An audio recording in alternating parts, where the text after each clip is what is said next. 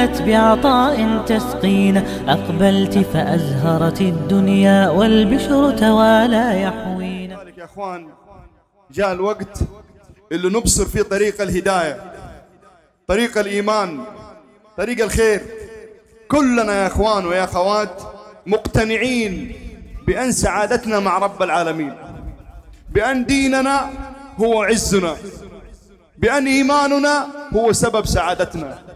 لذلك يا أحبتي، هذا الهدف من مثل هذه اللقاءات، أن نقوي بعضنا. أنا أقول يا إخواني، آن الأوان أن نقول: يا شاكيا هم الحياة وضيقها،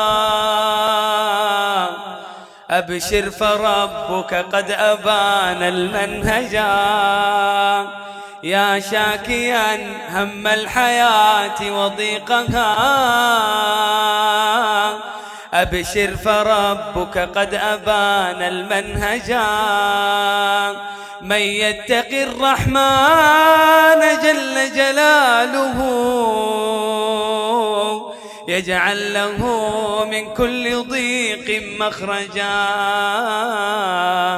يجعل له من كل ضيق مخرجا.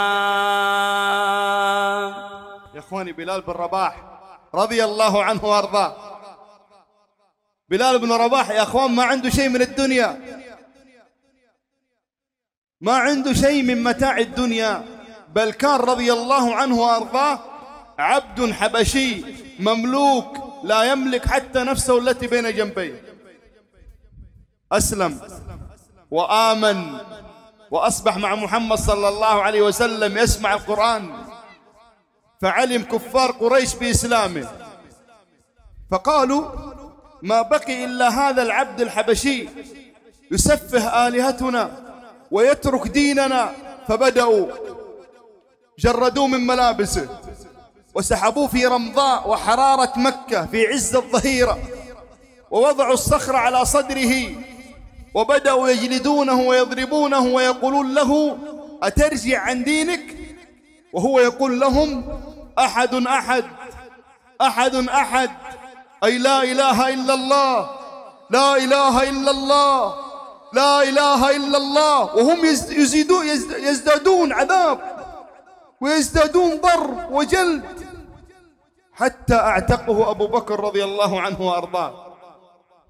فسأله الصحابة: يا بلال، كنت تجلد وتضرب وأنت لا تزيد على أن تقول أحد أحد، كيف صبرت؟ كيف ثبت؟ فقال لهم: لقد مزجت حلاوة الإيمان بمرارة العذاب، فطغت حلاوة الإيمان على مرارة العذاب، فكنت لا أشعر بشيء. والله الذي لا إله إلا هو، إحنا محتاجين نذوق هذه الحلاوة اللي ذاقها بلال. لي الآن كثير من شبابنا راكب أحسن سيارة ولبسوا ماركات وسفريات وحفلات وشهوات، وفي النهاية يقول لك زهقان طفشان.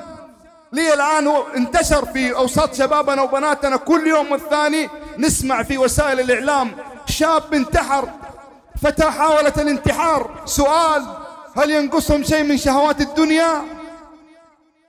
والله ما ينقصهم شيء من شهوات الدنيا. إيش ينقصهم؟